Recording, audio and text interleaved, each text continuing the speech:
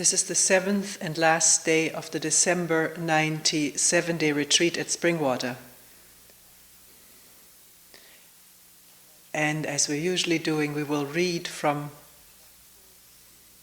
writings of Huang and Krishnamurti, not to bring in authority,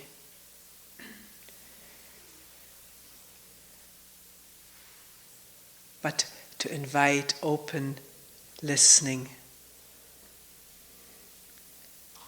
Some people have heard these writings for many times, for many years. I've heard them every time. And some people have not ever heard them, maybe. So it's very important, if one has heard them many times, how one is listening. The danger of hearing something over and over and over that there's like a groove established in the mind, like hearing an old familiar melody and humming along with it. And that's not listening. Listening is not from knowing. The listening we talk about, not from knowing and without resistance.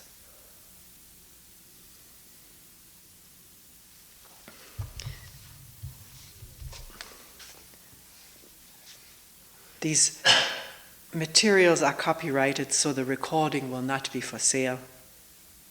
The Huang Po book is called Zen Teaching, The Zen Teaching of Huang Po, edited by John Blofeld. Huang Po was a Chinese Zen teacher who lived about 1,000 years ago. His disciple who recorded his talks and sermons, as they're called here, the dialogues too, was a scholar in the Buddhist scriptures, and also the governor of the province where Huang Po taught.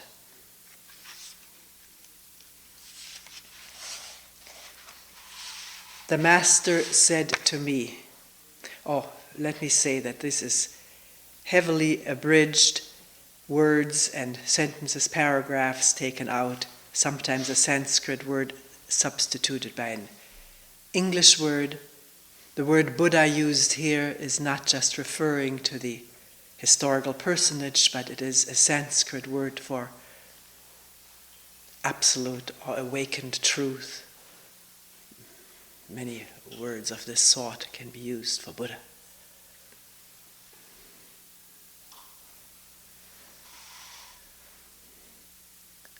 The word Dharma is the true teaching.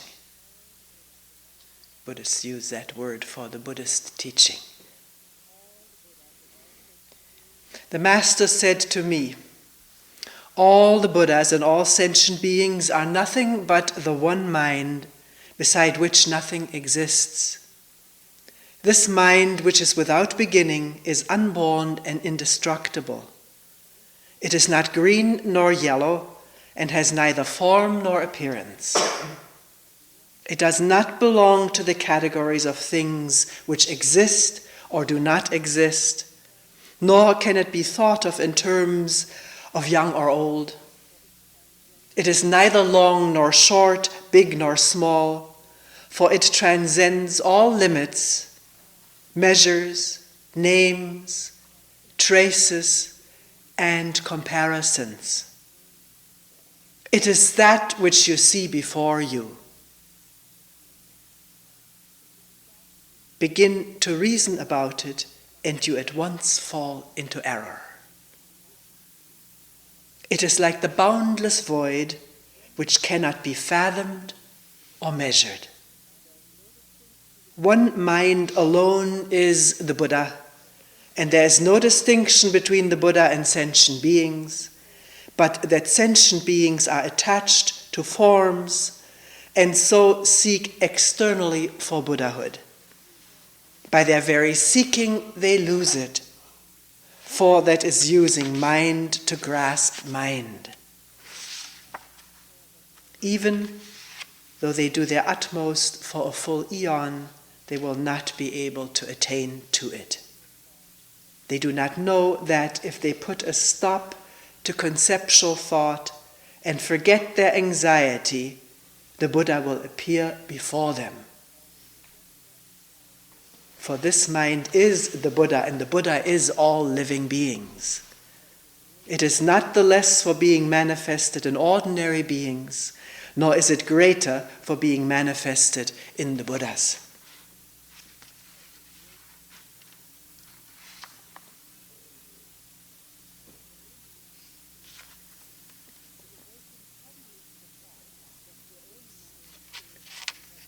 To awaken suddenly to the fact that your own mind is the Buddha or truth, that there is nothing to be attained or a single action to be performed, this is the supreme way. It is only to be feared that you students of the way, by the coming into existence of a single thought, may raise a barrier between yourselves and the way. From thought instant to thought instant, no form. From thought instant to thought instant, no activity. You need study no doctrines whatever, but learn only how to avoid seeking for and attaching yourselves to anything.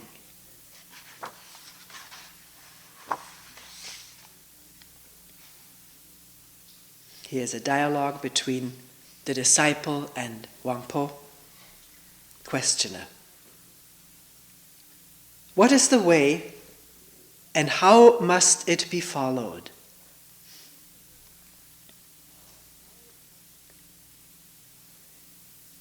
We heard this question many times during this retreat. How? What is the way and how must it be followed? Huang. What sort of thing do you suppose the way to be that you should wish to follow it? Questioner. What instructions have the masters everywhere given for meditation practice and the study of the truth? Huang. Words used to attract the dull of wit are not to be relied on. Questioner. If those teachings were meant for the dull-witted, I have yet to hear what truth has been taught to those of really high capacity. Huang. If they are really people of high capacity, where could they find people to follow? If they seek from within themselves, they will find nothing tangible. How much less can they find a teaching worthy of their attention elsewhere? Do not look to what is called the true teaching by preachers, for what sort of true teaching could that be? Questioner. If that is so, should we not seek for anything at all? Huang. By conceding this, you would save yourself a lot of mental effort. Questioner. But in this way, everything would be eliminated. There cannot just be nothing. Huang. Who called it nothing? Who was this fellow? But you wanted to seek for something. Questioner. Since there is no need to seek, why do you also say that not everything is eliminated? Huang. Not to seek is to rest tranquil. Who told you to eliminate anything? Look at the void in front of your eyes. How can you produce it or eliminate it? Void here not meaning a vacuum, but everything without being categorized or reacted to by thought and emotion, by the past. Look at the void in front of your eyes, hills, and using words is not what's there. How can you produce it or eliminate it? Now the questioner says, do you mean that we should not form concepts as human beings normally do? Huang, I have not prevented you. But concepts are related to the senses, and when feeling takes place and concepts are formed, wisdom is shut out. Disciple, then should we avoid any feeling in relation to the true teaching or to the Dharma? Should we avoid any feeling in relation to it? And Huang says, where no feeling arises, who can say that you're right? Questioner, why do you speak as though I was mistaken in all the questions that I've asked your reverence? Huang, you are a man who doesn't understand what is said to him. What is all this about being mistaken? Questioner, up to now you have refuted everything which has been said. You have done nothing to point out the true teaching to us. Huang, in the true teaching there is no confusion, or in truth there is no confusion, but you produce confusion by such questions. What sort of true teaching can you go seeking for? Questioner, since the confusion arises from my questions, what will your reverence's answer be? Huang, observe things as they are and don't pay attention to other people.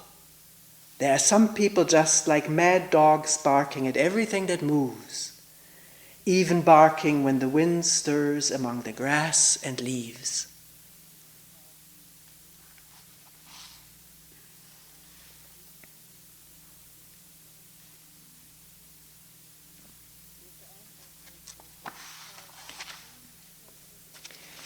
Later on, Huang says, what is called supreme perfect wisdom,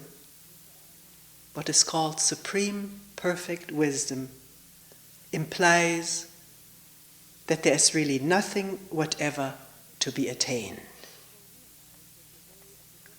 If you are able to understand this, you will realize that the way of the Buddhas and the way of the devils are equally wide of the mark. The original, pure, glistening universe is neither square nor round, big nor small. It is without any such distinctions as long or short. It is beyond attachment and activity, ignorance and enlightenment. You must clearly see that there is really nothing at all. The great chillicosms, numberless as grains of sand, are mere bubbles. All wisdom and all holiness are but streaks of lightning. None of them have the reality of mind. Mind is one. How can it lack a single hair of anything?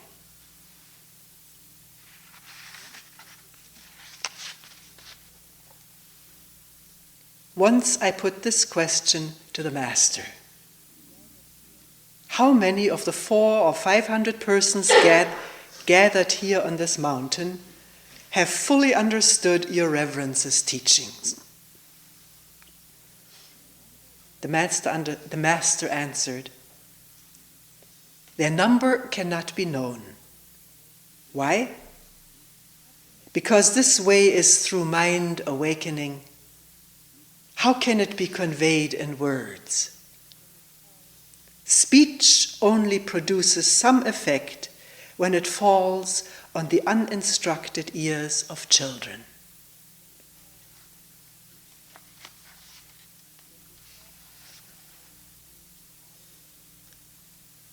When we talk of the knowledge I, in quotation marks, may gain, the learning I may achieve, my intuitive understanding, my deliverance from rebirth, and my moral way of living, our successes make these concepts seem pleasant to us, but our failures make them appear deplorable. What is the use of all that? I advise you to remain uniformly quiescent and above all activity. Do not deceive yourselves with conceptual thinking, and do not look anywhere for the truth, for all that is needed is to refrain from allowing concepts to arise. It is obvious that mental concepts and external perceptions are equally misleading, and that the way of the Buddhas is as dangerous to you as the way of the demons.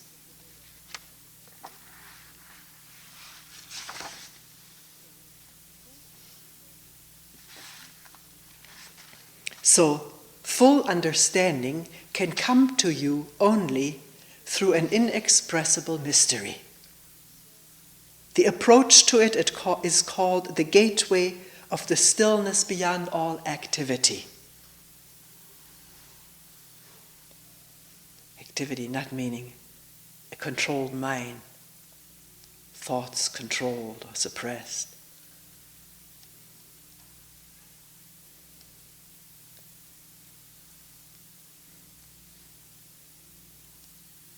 Our constant reaction to this is right and wrong. I must do this, I ought to do that, I shouldn't do this. Can that be seen and end in the seeing?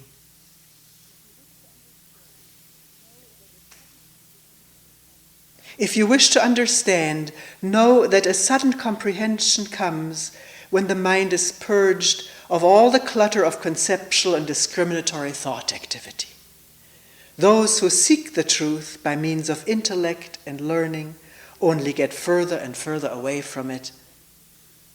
Not till your thoughts cease all their branchings here and there, not till you abandon all thoughts of seeking for something, will you be on the right road.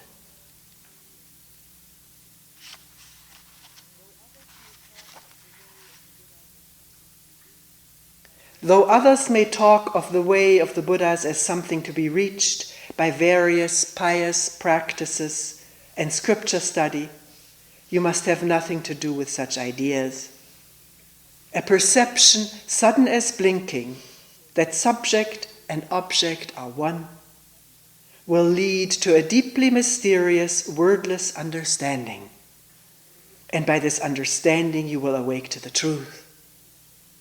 When you happen upon someone who has no understanding, you must claim to know nothing. He may be delighted by his discovery of some way to enlightenment, in quotation marks. Yet if you allow yourselves to be persuaded by him, you will experience no delight at all, but suffer both sorrow and disappointment. Even if you do obtain from him some trifling method, it will only be a thought-constructed thing having nothing to do with truth. Truth is something never lost, even in moments of delusion, nor is it gained at the moment of enlightenment. It depends on nothing and is attached to nothing. It is all-pervading, spotless beauty. It is the self-existent and uncreated absolute. Ah, it is a jewel beyond all price.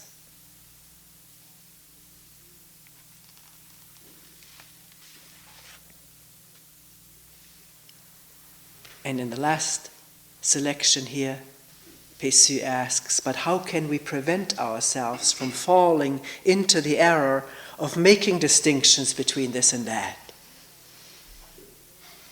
Huang, by realizing that though you eat the whole day through, no single grain has passed your lips, and that a day's journey has not taken you a single step forward. Also, by uniformly abstaining from such notions as self and other. Do not permit the events of your daily lives to bind you, but never withdraw yourselves from them. Only by acting thus can you earn the title of a liberated one. Who needs a title? Avoid the error of thinking in terms of past, present, and future. The past has gone, the present is a fleeting moment, and the future has not yet come.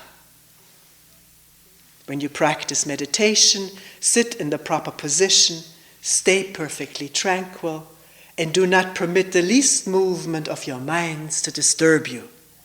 This alone is what is called liberation. Ah, be diligent, be diligent.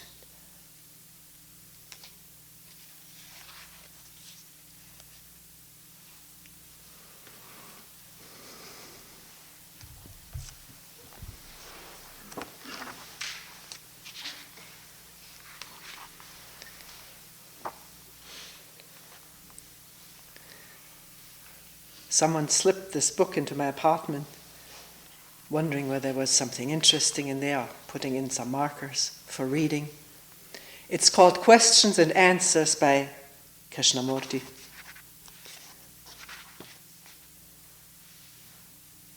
K Foundation in England. This is the question. When I listen to you, shall we wait a moment? It goes too fast.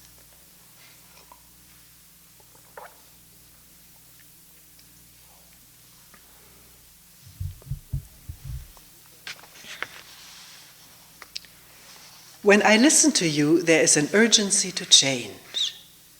When I return home, it fades. What am I to do? Krishnamurti. What are you to do? Is the urgency to change due to or influenced by the speaker? While you're here, you are driven into a corner, but when you leave, that is so no longer.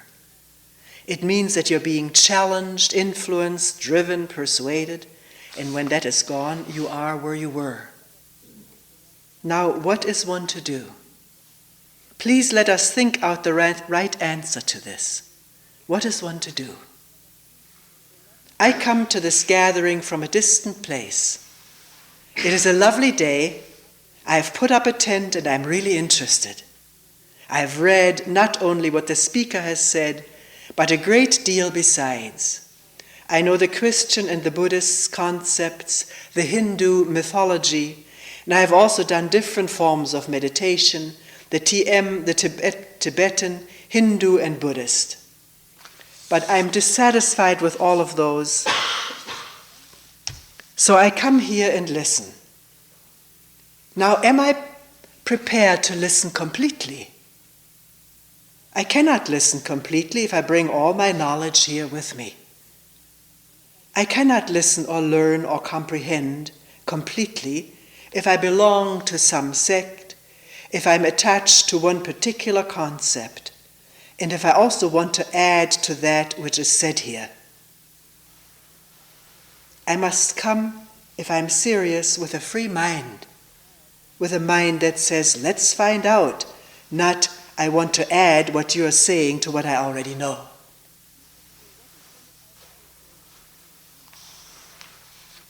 So what is one's attitude going to be? The speaker has been saying constantly, freedom is absolutely necessary. Psychological freedom first, not the physical freedom which you have in the democratic, if not in the totalitarian countries. Inward freedom can only come about when one understands one's conditioning, the conditioning which is both social and cultural, religious, economic, and physical. Can one be free of that, of the psychological conditioning, of the conditioning me first, everybody else second? What is difficult in all this is that we cling to something so deeply that we are unwilling to let go. One has studied various things and one is attracted to a particular psychological school. One has gone into it, studied it, and found out that there's a great deal in it, and one sticks to it. And then one comes here and listens and adds what one has heard to that. So it all becomes a mélange, a mixture of everything. Are we not doing that? Our minds become very confused. And for the time being, when you're here, that confusion is somewhat pushed away or diminished. Not only while you're here, that confusion is somewhat pushed away or diminished, but when you leave, it is back again. Can one be aware of this confusion? Not only while you're here, but when you're at home. That is much more important. So what does all this indicate? We have the intelligence to solve technological problems, the problem-solving mind. We have all that, but it is not intelligence. The capacity to think clearly, objectively, and to be aware of the limitation of thinking, that is the beginning of intelligence. We worship thinking. The more cleverly we can think, the greater we see ourselves as being. Whereas, if we could observe our own confusion, our own individual narrow way of looking at life, if we could beware of all of that, we would see how thought is perpetually creating problems. Thought creates the image, and that image divides. To see that requires intelligence. To see psychological dangers is intelligence. But apparently we do not see those things. That means somebody has to goad you all the time, push you, drive you, ask you, persuade you, beg you to make you aware of yourself.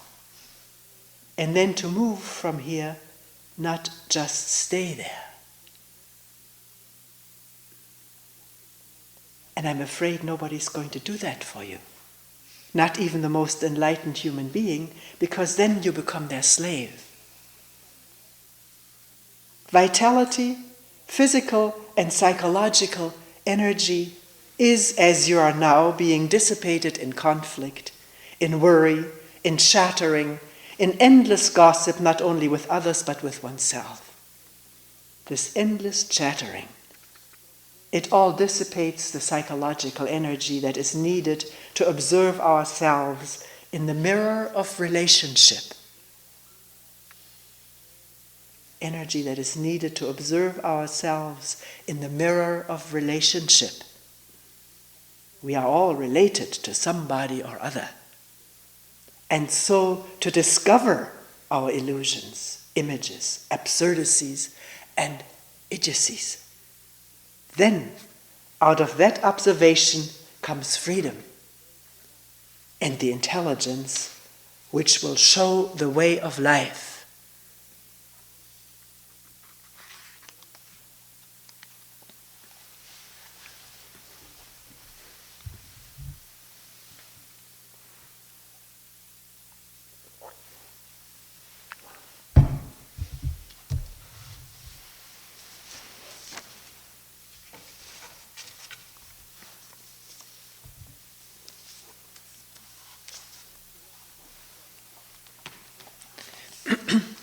This selection is from a book, Krishnamurti to himself, his last journal, which was his speaking into a tape recorder, and then it was transcribed.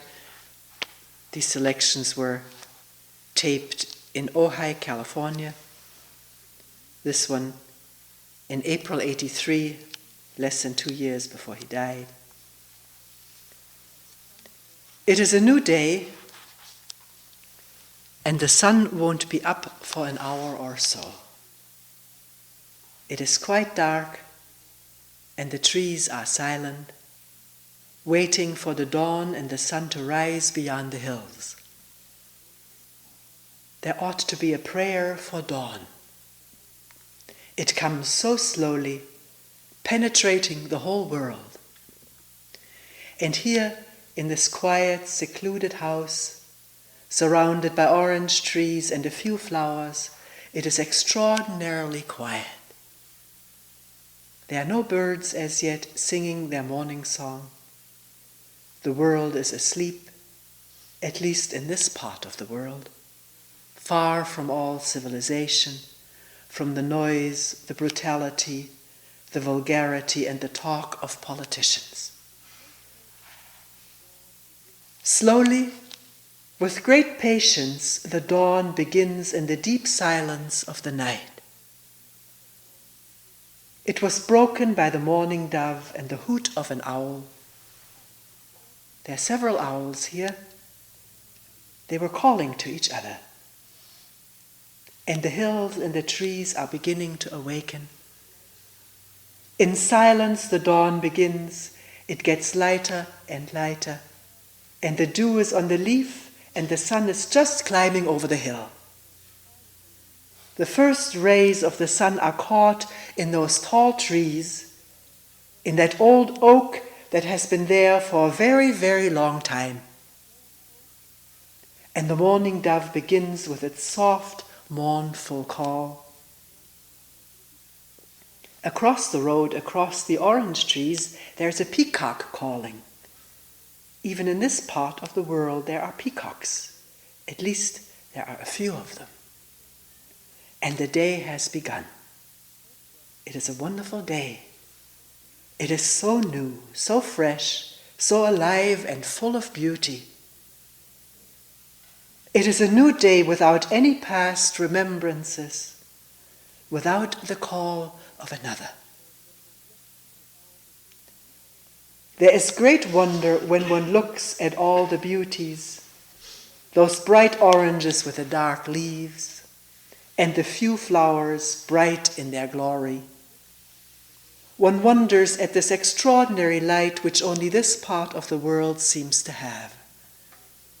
One wonders as one looks at the creation which seems to have no beginning and no end. A creation not by cunning thought, but the creation of a new morning. This morning it is as it has never been before, so bright, so clear. And the blue hills are looking down. It is the creation of a new day as it has never been before. There's a squirrel with a long bushy tail quivering and shy in the old pepper tree which has lost many branches. It is getting very old. Must have seen many storms, as the oak has in its old age, quiet with a great dignity. It is a new morning full of an ancient life. It has no time, no problems. It exists, and that in itself is a miracle. It is a new morning without any memory. All the past days are over, gone, and the voice of the morning dove comes across the valley, and the sun is now over the hill, covering the earth. And it too has no yesterday. The trees and the sun and the flowers have no time. It is the miracle of a new day. We want continuity, said the man. Continuity is part of our life. Continuity of generation after generation, of tradition, of the things we have known and remembered. We crave continuity, and we must have it. Otherwise, what are we? Continuity is in the very roots of our being. To be is to continue. Death may come, there may be an end to many things, but there's always the continuity. We go back to find our roots, our identity. If one has kept one's beginning as a family, probably one can trace it, generation after generation for many centuries, if one is interested in that kind of thing. The continuity of the worship of God, the continuity of ideologies, the continuity of opinions, values, judgments, conclusions. There's a continuity in all the things one has remembered. There's a continuity from the moment we are born until we die, with all the experiences, all the knowledge that man has acquired. Is that an illusion? Asks the man. And Kay's response, what has continuity?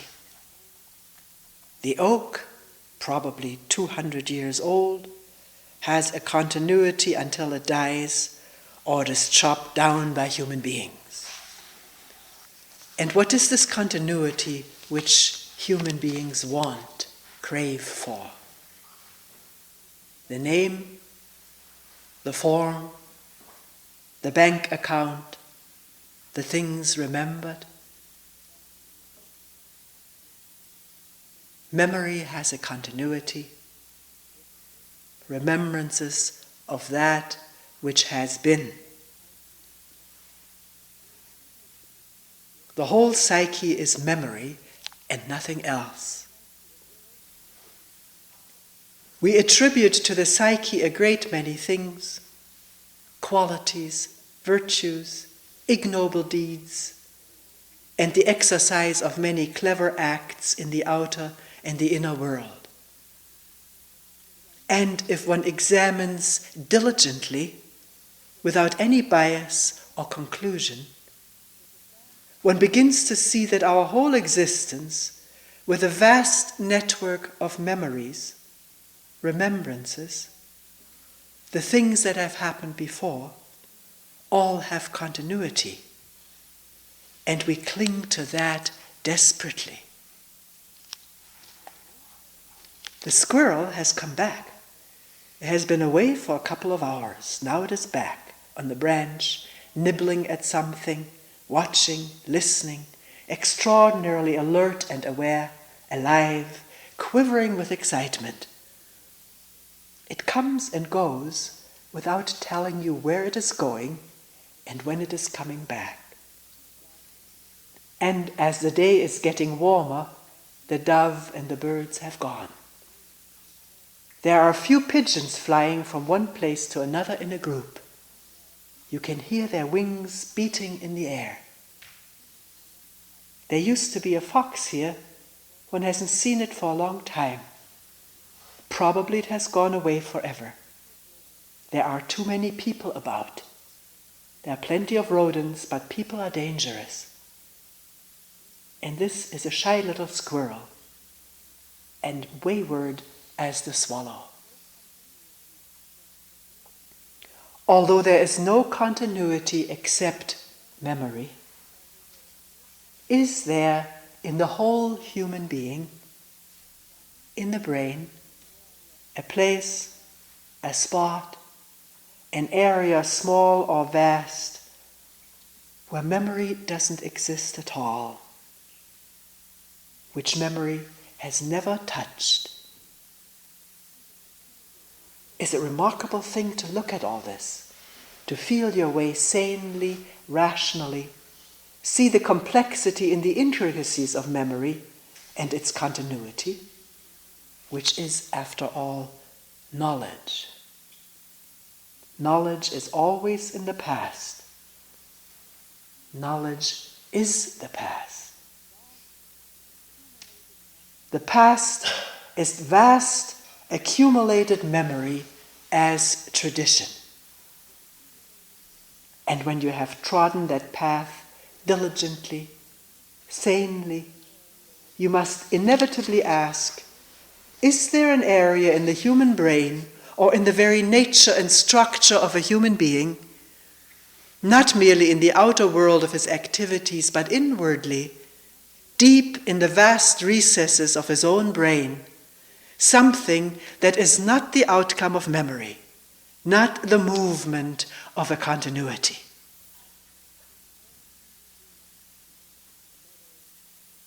The hills and the trees, the meadows and the groves will continue as long as the earth exists, unless man in his cruelty and despair destroys it all. The stream, the spring from which it comes, have a continuity, but one never asks, whether the hills and beyond the hills have their own continuity. If there's no continuity, what is there? There's nothing. One is afraid to be nothing. Nothing means not a thing. Nothing put together by thought, nothing put together by memory, remembrances, nothing that you can put into words and then measure. There is most certainly, definitely, an area where the past doesn't cast a shadow, where time, the past or the future or the present, has no meaning. We've always tried to measure with words something that we don't know.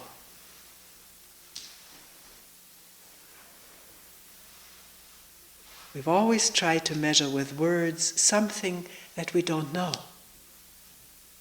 What we do not know, we try to understand and give it words and make it into a continuous noise. And so we clog our brain, which is already clogged with past events, experiences, knowledge. We think knowledge is psychologically of great importance, but it is not. You cannot ascend through knowledge. There must be an end to knowledge for the new to be. New is a word for something which has never been before. And that area cannot be understood or grasped by words or symbols. It is there, beyond all remembrances.